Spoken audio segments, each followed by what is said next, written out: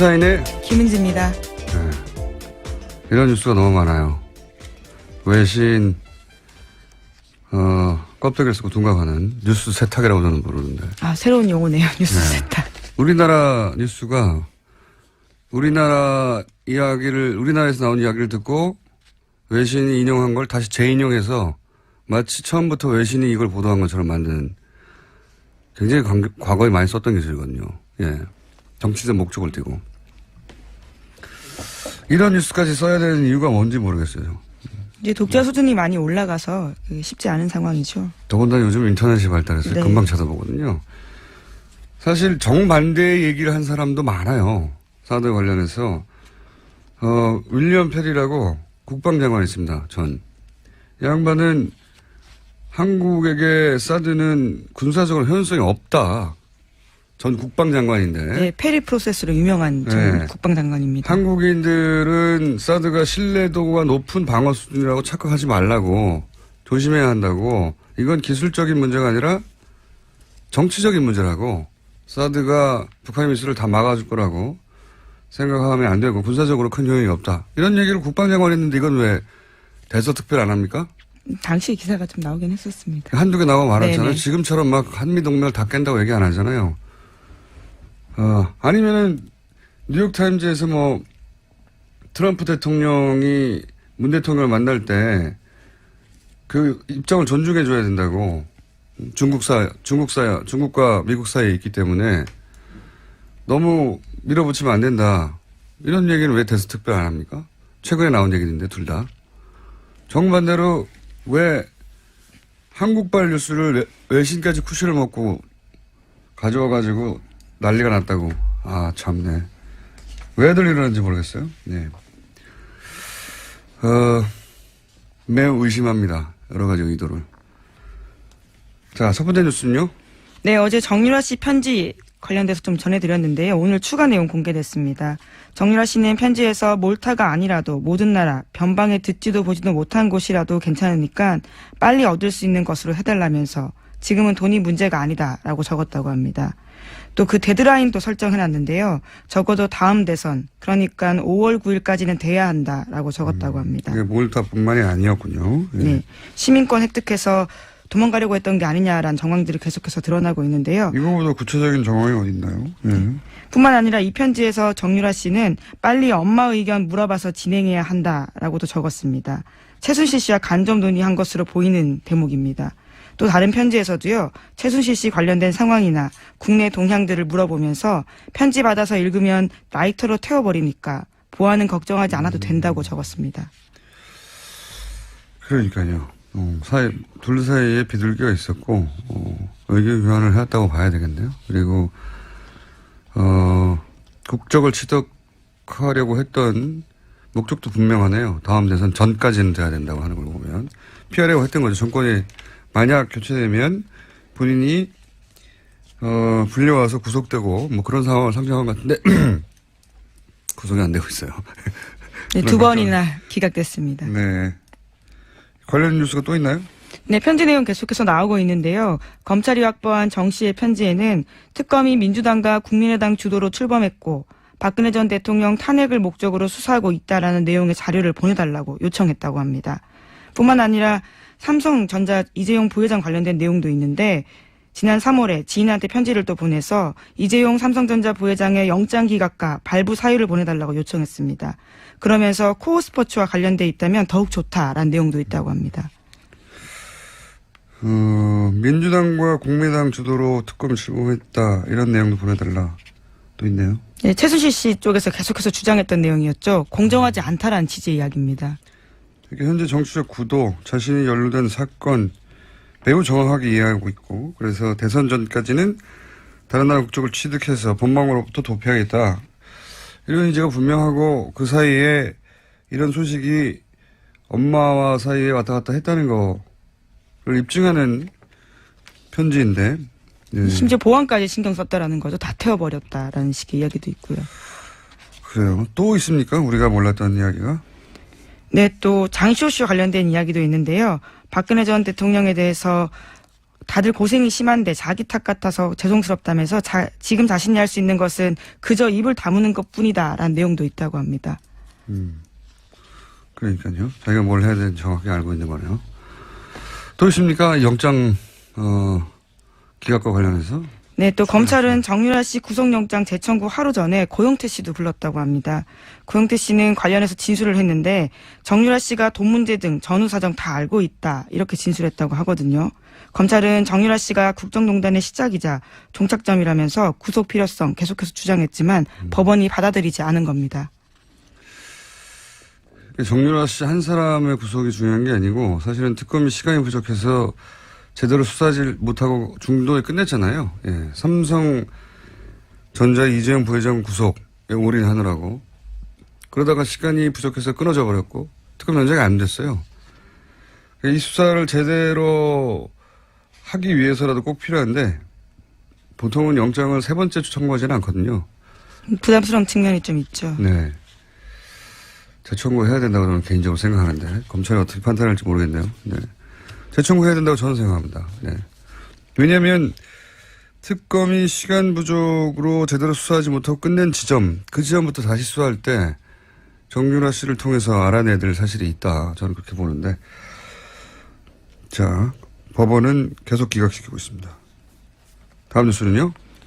문재인 대통령이 미국 언론과 인터뷰했습니다. 북한 문제에 대해서 자신의 의견들을 밝혔는데요. 제재와 압박만으로는 북핵 문제를 풀 수 없다면서 대화의 필요성을 강조했습니다. 그러면서 목표는 북핵 폐기라면서 조건 없는 대화는 결코 아니다라는 점도 분명하게 했는데요. 특히 조건이 되면 평양을 방문해서 김정은과 협상에 나설 수 있다면서 올해 안에 남북회담이 성사되길 기대했습니다. 핵심은 이거죠. 한국이 이 남북 문제의 해결에 미국과 같이 보조를 맞추겠지만 한국이 주도해야 된다는 거거든요. 예, 그렇죠. 적극적이고 주도적 역할을 하겠다라는 거죠. 지난 10년간은 우리가 대북 관계에서 사실은 사라졌어요. 박근혜 정부에서는 이젠 채널까지 완전히 닫았고. 예, 아예 만나지도 않았었죠. 대북 관계에서 박근혜 정부가 한 일은 모든 관계를 끊은 거죠. 그래서 모든 채널을 끊고 이제는 대화가 없습니다. 전쟁하는 중에도 대화를 하는 건데. 근데 그러면 이제 미국이 이 문제를 해결해 달라고 맡기는 거거든요. 근데 생각해 보시면 예를 들어서 이라크, 시리아, 여기 사람들이 막 전쟁하고 죽고 그러잖아요. 이걸 우리가 우리 일로 느껴본 사람이 얼마나 있냐. 없어요, 잘. 뉴스 속의 이야기거든요. 미국인들에게도 마찬가지예요. 남북 문제는 지도상의 문제입니다. 자기들의 전략적 문제고. 근데 우리는 전쟁 나면 다 죽는 건 우리잖아요. 미국이 무슨 특별한 사람들이라서 우리 땅의 일을 자기들 일처럼 느끼지 못해요. 너무 당연한 거고. 우리도 시리아 일을 우리 일처럼 느낍니까? 마찬가지죠. 근데 우리는 이건 우리 일이잖아요. 생존과 관련되어 있는 부분이죠. 전쟁 나면 네. 미국한테는 국지전이 또 한국에서도 발생했구나 하겠지만 우리는 아니에요. 우리는 다 죽는 거라고. 그러면 우리가 이 속에서 대화 속에서 당연히 있어야 되는데 지금까지 없었던 거죠. 그게 문제인 거죠. 자, 이제 뭐 미국에 가서 그런 얘기를 하겠죠. 뭐 그렇다는 얘기고요.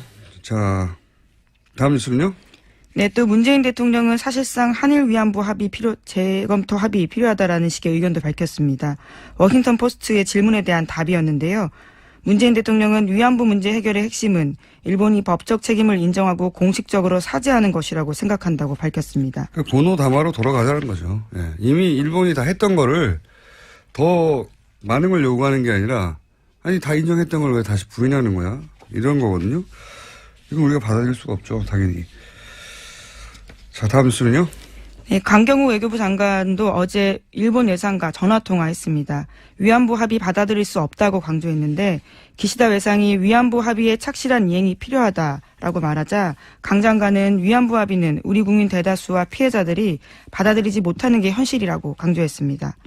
또 독도 문제 관련해서도 부딪혔는데요. 강 장관은 일본이 초중학교 학습 지도 요령 해설서에 독도가 고유 영토라는 왜곡된 주장을 포함시킨 데 대해서 강한 유감을 표시했습니다. 즉각 중단해야 된다라고 촉구했는데요. 외교부는 기타가와 가스로 주한 일본 대사관 정무공사도 초치해서 항의의 뜻을 전달했습니다. 이건 너무 기본적인 건데 여태 안 한 거죠. 예. 이걸 왜 여태 안 했을까요? 강장관이 특별히 잘했다기보다는 그냥 해야 할 걸 한 거죠. 예. 이때까지 이런 말을 안 했다는 거고요. 비정상이었다는 거죠. 다음 뉴스는요? 네, 160여 명에 달하는 재외공관장들이 일괄 사표 썼다라고 합니다. 강경화 장관 취임 다음 날 사표를 제출했는데 문재인 대통령의 강력한 외교개혁 주문과 관련되어 있어서요. 눈길을 끌고 있습니다. 이게 이제 외교부에서는 뭐 항상 정권 교체기의 관행이라고 이게 한 걸로 제가 기사를 봤는데 제가 기억하는 한, 그 전엔 잘 모르겠습니다. 제가 기억하는 한, 이명박 정부가 들어서면서 한 4, 50여 개 공관장에게 사표를 요구했다는 기억은 있는데 전원에게 요구했다는 건 저는 기억이 없거든요. 과대기라고 하는데 확인해 볼 필요가 있겠네요. 만약에 전원에, 그전과 다르게 전원에게 했다면 대사, 총영사, 모조리 다 사표를 제출하라고 한 거니까 굉장히 강한 조치죠. 예. 네, 아직까지도 전 정권에서 임명된 대사들이 주요 자리를 지키고 있는 상황이긴 합니다. 그게 이제 뭐 다 결국 조치하는 건 아니고 일단 사표를 받고 재신임을 해서 그대로 위임하기도 하고 하지만 어쨌든 전원 사표는 저는 처음 듣는데 이건 한번 외교부를 통해 확인해 봐야 되겠네요. 다음 뉴스는요? 인사정국에서 여야 대치로 멈췄던 국회가 정상화됐습니다. 김현미 국토교통부 장관 후보자의 인사청문 보고서가 처리 시한 마지막 날인 어제 통과됐습니다. 자유한국당과 바른정당은 불참했지만 보고서 채택을 막지는 않았습니다. 강경화 장관 임명에 반발해서 국회 일정을 보이콧했던 야3당이 인사청문 일정은 진행하기로 한 발 물러섰습니다. 예정된 수순이에요. 예. 왜냐하면 조국 수석이 출석하는 것으로, 예, 조국 수석을 국회운영위가 끌어낸 것으로 만족하고 이제 물러가는 거죠. 예, 다음 달 업무 보고 있는데 그때 자연스럽게 부르자라는 겁니다. 얻어낼 거 얻어냈다고 보고, 예. 별일 아닙니다. 원래 이렇게 될 거였어요. 네. 국회에서 막 난리치지만 실제로 뒤에서는 이런 얘기 하는 거거든요. 그걸 언론이 너무 크게 보도하는 거죠. 마치 국회가 박살난 것처럼. 그렇게 먹고 살아야 되니까요. 언론은. 다음 뉴스는요. 문정인 대통령 통일외교안보특보의 미국 방문에 동행했던 김종대 정의당 의원이 자신의 페이스북에서 한국 언론을 강하게 비판했습니다. 그럴만하죠. 예, 그럴만합니다. 뭐라고 비판했습니까? 네, 전후 사정들을 좀 공개한 건데요. 김 의원은 지난 15일 워싱턴에서 열린 한미동맹 세미나에서 보인 미국 전문가들의 일방적인 한국 무시 발언을 소상하게 공개했습니다. 문정인 특보가 강연을 하고 난 뒤 길버트 로즈먼 프린스턴 교수와 마이클 그린 전략 국제문제연구소 선임 부소장 등이 마이클 그린요? 예, 어제 말씀하신 그분이죠. 한국의 사드 배치 재검토에 대해서 한미동맹 깨자라는 것이냐라는 이야기를 했다라는 건데요. 한국이 미중 사이의 중재자가 되겠다라고 한 문재인 대통령의 후보 시절의 발언까지 문제 삼으면서 미국이 중국과 긴밀한 대화하는데 한국이 무슨 중재하느냐 비아냥댔다라는 겁니다. 심지어 한국의 태도에 대해서 중국의 눈치 보면서 한미일 전략동맹에서 이탈하려는 의도다라는 공격까지 했다고 합니다. 당연해요. 이 사람들은. 왜냐하면 말씀드렸잖아요. 마이클 그린은 아주 대표적인 일본어도 잘하는 싱크탱크, 미국의 이제 대표적인 싱크탱크들이 몇 개 있는데 그중에서 718 아주 유명한 사람이에요. 일본과 가깝다는 얘기죠. 예. 그리고 길버트 로즈먼, 이분도 뭐 아시아 전문가로 맨날 소개되는데 이분도 항상 남북의, 그러니까 우리와 일본의 이해가 엇갈릴 때는 일본의 편을 들어왔던 사람이에요. 예를 들어서 지금 위안부 문제 같은 경우도 중요한 진전이라고, 일본이 잘했다고 칭찬 무지했던 사람입니다. 아베 위안부가 일본의 극우에 반대를 무릅쓰고 이 일을 해낸 거라고, 중요한 역사적 진전이라고 우리하고는 전혀 동떨어진 이야기. 아베 행정부가 주장했던 내용이었는데 그게 일본에도 저 오른쪽 끝에 있을 거 아닙니까? 아베 정부도 극우 정부라고 이제 비판받지만 저 오른쪽 끝에 있는 혐한 집단들, 그 예를 들면서 그걸 어떻게 하나 몰라요. 자기들이.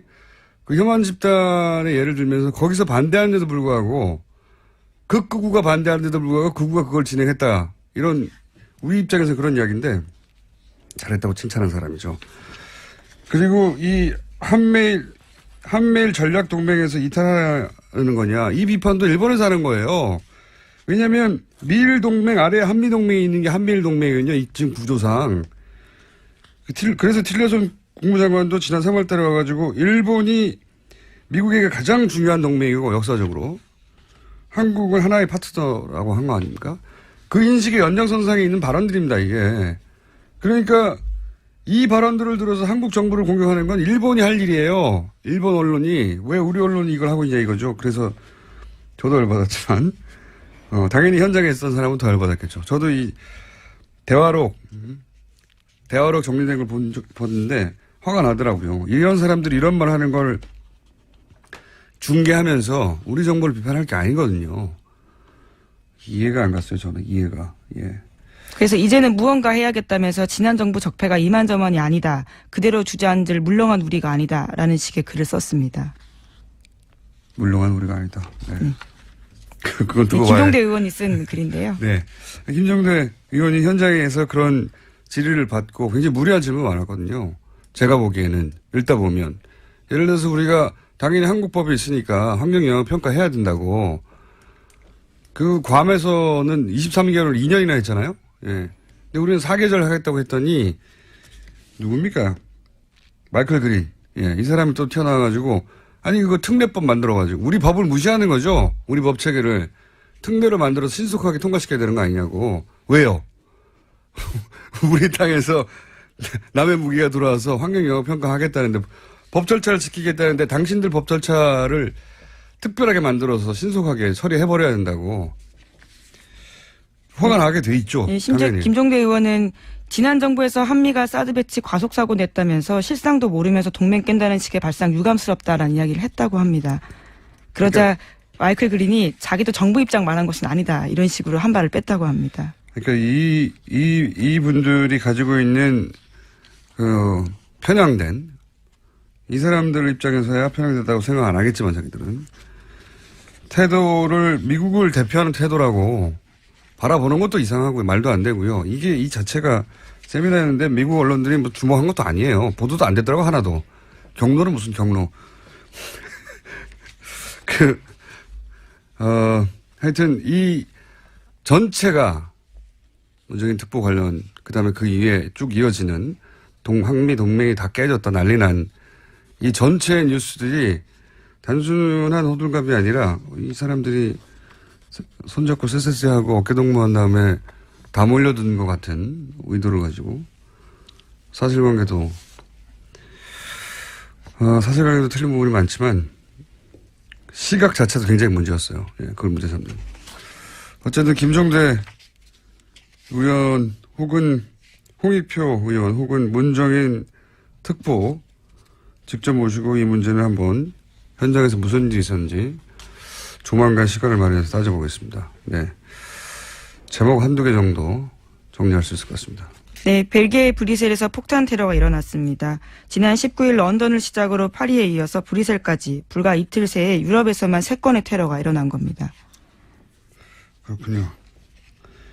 벨기에가 이제 불어권이거든요. 그래서 프랑스 극단주의하고 연계해서 지난번에도 이 몰렌베크에서 거주하는 사람이 프랑스 그 공연장에서 테러 있지 않습니까? 연루됐었죠. 벨기에가 왜 그러는지 이 문제는 따로 한번 짚어봐야 되겠네요. 네. 런던, 파리처럼 유럽을 대표하는 도시에서 계속 이어지다가 벨기에, 벨기에. EU 본산이 있는 곳이기도 하고요. EU 본부 네. 때문이기도 할 것 같고, 예. 불어권이라 프랑스에 있는 극단주의자들하고 연계되어 있는 것도 같고, 여기서 출장 가더라고요. 예. 네, 멀지 지난번 않죠. 예. 가깝습니다. 제목 정도 읽으려고 했더니 시간이 제목 한 줄만 읽고 끝내죠. 기왕. 네, 마크롱 대통령이 장관 시절의 특혜와 관련해서 검찰 수사를 받기 시작했다고 합니다. 압수수색 시작됐습니다. 네. 네, 프랑스 마크롱 대통령요. 여기도 이런 일이 벌어졌네요. 네. 네. 여기까지 하겠습니다. 지금까지 시사인의 김은지였습니다. 감사합니다.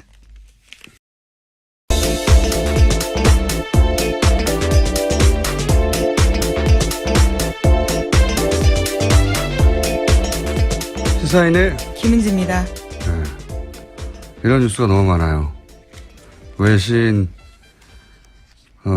껍데기를 쓰고 둥각하는 뉴스 세탁이라고 저는 부르는데. 아, 새로운 용어네요. 뉴스 세탁. 우리나라 뉴스가 우리나라에서 나온 이야기를 듣고 외신이 인용한 걸 다시 재인용해서 마치 처음부터 외신이 이걸 보도한 것처럼 만드는 굉장히 과거에 많이 썼던 기술이거든요. 예. 정치적 목적을 띠고. 이런 뉴스까지 써야 되는 이유가 뭔지 모르겠어요. 이제 독자 수준이 많이 올라가서 쉽지 않은 상황이죠. 더군다나 요즘 인터넷이 발달해서 네. 금방 찾아보거든요. 사실 정반대의 얘기를 한 사람도 많아요. 사드 관련해서. 윌리엄 페리라고 국방장관이 있습니다. 이 양반은 한국에게 사드는 군사적으로 효용성이 없다. 전 국방장관인데. 네, 페리 프로세스로 유명한 전 네. 국방장관입니다. 한국인들은 사드가 신뢰도가 높은 방어 수준이라고 착각하지 말라고 조심해야 한다고. 이건 기술적인 문제가 아니라 정치적인 문제라고. 사드가 북한의 미술을 다 막아줄 거라고 생각하면 안 되고 군사적으로 큰 효용이 없다. 이런 얘기를 국방장관이 했는데 이건 왜 대서특별 안 합니까? 당시 기사가 좀 나오긴 했었습니다. 한두 개 나와 말았잖아요. 네네. 지금처럼 막 한미동맹을 다 깬다고 얘기 안 하잖아요. 아니면은 뉴욕타임즈에서 뭐 트럼프 대통령이 문 대통령을 만날 때 그 입장을 존중해 줘야 된다고. 중국과 미국 사이에 있기 때문에 너무 인데요. 검찰이 확보한 정 씨의 편지에는 특검이 민주당과 국민의당 주도로 출범했고 박근혜 전 대통령 탄핵을 목적으로 수사하고 있다라는 내용의 자료를 보내달라고 요청했다고 합니다. 뿐만 아니라 삼성전자 이재용 부회장 관련된 내용도 있는데 지난 3월에 지인한테 편지를 또 보내서 이재용 삼성전자 부회장의 영장 기각과 발부 사유를 보내달라고 요청했습니다. 그러면서 코어 스포츠와 관련돼 있다면 더욱 좋다라는 내용도 있다고 합니다. 민주당과 국민의당 주도로 특검 출범했다 이런 내용도 보내달라 또 있네요. 네, 최순실 씨 쪽에서 계속해서 주장했던 내용이었죠. 공정하지 않다라는 취지의 이야기입니다. 현재 정치적 구도, 자신이 연루된 사건 매우 정확하게 이해하고 있고 그래서 대선 전까지는 다른 나라 국적을 취득해서 본방으로부터 도피하겠다. 이런 의지가 분명하고 그 사이에 이런 소식이 엄마와 사이에 왔다 갔다 했다는 거를 입증하는 편지인데. 네. 심지어 보안까지 신경 썼다라는 거죠. 다 태워버렸다라는 식의 이야기도 있고요. 그래요. 또 있습니까? 우리가 몰랐던 이야기가? 네, 또 장쇼쇼 관련된 이야기도 있는데요. 박근혜 전 대통령에 대해서 다들 고생이 심한데 자기 탓 같아서 죄송스럽다면서 지금 자신이 할 수 있는 것은 그저 입을 다무는 것뿐이다라는 내용도 있다고 합니다. 그러니까요. 자기가 뭘 해야 되는지 정확히 알고 있는 거네요. 또 있습니까? 영장 기각과 관련해서? 네, 또 검찰은 정유라 씨 구속영장 재청구 하루 전에 고영태 씨도 불렀다고 합니다. 고영태 씨는 관련해서 진술을 했는데 정유라 씨가 돈 문제 등 전후 사정 다 알고 있다 이렇게 진술했다고 하거든요. 검찰은 정유라 씨가 국정농단의 시작이자 종착점이라면서 구속 필요성 계속해서 주장했지만 법원이 받아들이지 않은 겁니다. 정유라 씨 한 사람의 구속이 중요한 게 아니고 사실은 특검이 시간이 부족해서 제대로 수사하지 못하고 중도에 끝냈잖아요. 예. 삼성전자 이재용 부회장 구속에 올인하느라고. 그러다가 시간이 부족해서 끊어져 버렸고 특검 연장이 안 됐어요.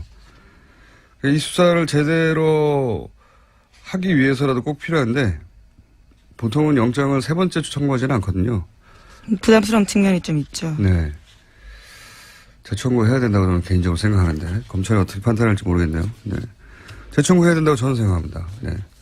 왜냐하면 특검이 시간 부족으로 제대로 수사하지 못하고 끝낸 지점, 그 지점부터 다시 수사할 때 정유라 씨를 통해서 알아내야 될 사실이 있다. 저는 그렇게 보는데. 자, 법원은 계속 기각시키고 있습니다. 다음 뉴스는요? 문재인 대통령이 미국 언론과 인터뷰했습니다. 북한 문제에 대해서 자신의 의견들을 밝혔는데요. 제재와 압박만으로는 북핵 문제를 풀 수 없다면서 대화의 필요성을 강조했습니다. 그러면서 목표는 북핵 폐기라면서 조건 없는 대화는 결코 아니다라는 점도 분명하게 했는데요. 특히 조건이 되면 평양을 방문해서 김정은과 협상에 나설 수 있다면서 올해 안에 남북회담이 성사되길 기대했습니다. 핵심은 이거죠. 한국이 이 남북 문제의 해결에 미국과 같이 보조를 맞추겠지만 한국이 주도해야 된다는 거거든요. 예, 그렇죠. 기본적으로는. 적극적이고 주도적 역할을 하겠다라는 거죠. 지난 10년간은 우리가 대북 관계에서 사실은 사라졌어요. 박근혜 정부에서는 이젠 채널까지 완전히 닫았고. 예, 아예 만나지도 않았었죠. 대북 관계에서 박근혜 정부가 한 일은 모든 관계를 끊은 거죠. 그래서 모든 채널을 끊고 이제는 대화가 없습니다. 전쟁하는 중에도 대화를 하는 건데. 근데 그러면 이제 미국이 이 문제를 해결해 달라고 맡기는 거거든요. 근데 생각해 보시면 예를 들어서 이라크, 시리아, 여기 사람들이 막 전쟁하고 죽고 그러잖아요. 이걸 우리가 우리 일로 느껴본 사람이 얼마나 있냐. 없어요, 잘. 뉴스 속의 이야기거든요. 미국인들에게도 마찬가지예요. 남북 문제는 지도상의 문제입니다. 자기들의 전략적 문제고. 근데 우리는 전쟁 나면 다 죽는 건 우리잖아요. 미국이 무슨 특별한 사람들이라서 우리 땅의 일을 자기들 일처럼 느끼지 못해요. 너무 당연한 거고 우리도 시리아의 일을 우리 일처럼 느낍니까? 마찬가지죠. 근데 우리는 이건 우리 일이잖아요. 생존과 관련되어 있는 부분이죠. 전쟁 나면 네. 미국한테는 국지전이 또 한국에서도 발생했구나 하겠지만 우리는 아니에요. 우리는 다 죽는 거라고. 그러면 우리가 이 속에서 대화 속에서 당연히 있어야 되는데 지금까지 없었던 거죠. 그게 문제인 거죠. 자, 이제 뭐 미국에 가서 그런 얘기를 하겠죠, 뭐. 그렇다는 얘기고요. 자, 다음 뉴스는요. 네, 또 문재인 대통령은 사실상 한일 위안부 합의 재검토 합의 필요하다라는 식의 의견도 밝혔습니다. 워싱턴 포스트의 질문에 대한 답이었는데요. 문재인 대통령은 위안부 문제 해결의 핵심은 일본이 법적 책임을 인정하고 공식적으로 사죄하는 것이라고 생각한다고 밝혔습니다. 그 고노 담화로 돌아가자는 거죠. 예. 이미 일본이 다 했던 거를 더 많은 걸 요구하는 게 아니라 아니 다 인정했던 걸 왜 다시 부인하는 거야?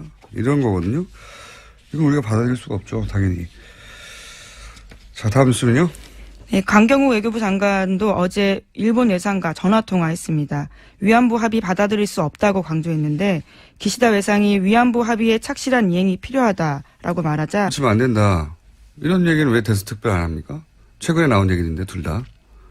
정반대로 왜 한국발 뉴스를 외신까지 쿠션을 먹고 가져와가지고 난리가 났다고. 아, 참네. 왜들 이러는지 모르겠어요. 네. 매우 의심합니다. 여러 가지 의도를. 자, 첫 번째 뉴스는요. 네, 어제 정유라 씨 편지 관련돼서 좀 전해드렸는데요. 오늘 추가 내용 공개됐습니다. 정유라 씨는 편지에서 몰타가 아니라도 모든 나라, 변방에 듣지도 보지도 못한 곳이라도 괜찮으니까 빨리 얻을 수 있는 것으로 해달라면서 지금은 돈이 문제가 아니다라고 적었다고 합니다. 또 그 데드라인도 설정해놨는데요. 적어도 다음 대선, 그러니까 5월 9일까지는 돼야 한다라고 적었다고 합니다. 그게 몰타뿐만이 아니었군요. 네. 네, 시민권 획득해서 도망가려고 했던 게 아니냐라는 정황들이 계속해서 드러나고 있는데요. 이거보다 구체적인 정황이 어디 있나요? 네. 뿐만 아니라 이 편지에서 정유라 씨는 빨리 엄마 의견 물어봐서 진행해야 한다라고도 적었습니다. 최순실 씨와 간접 논의한 것으로 보이는 대목입니다. 또 다른 편지에서도요. 최순실 씨 관련된 상황이나 국내 동향들을 물어보면서 편지 받아서 읽으면 라이터로 태워버리니까 보안은 걱정하지 않아도 된다고 적었습니다. 그러니까요. 둘 사이에 비둘기가 있었고 의견 교환을 해왔다고 봐야 되겠네요. 그리고 국적을 취득하려고 했던 목적도 분명하네요. 다음 대선 전까지는 돼야 된다고 하는 걸 보면 피하려고 했던 거죠. 정권이 만약 교체되면 본인이 불려와서 구속되고 뭐 그런 상황을 상정한 것 같은데 구속이 안 되고 있어요. 네, 두 번이나 기각됐습니다. 네. 관련 뉴스가 또 있나요? 네, 편지 내용 계속해서 나오고 있는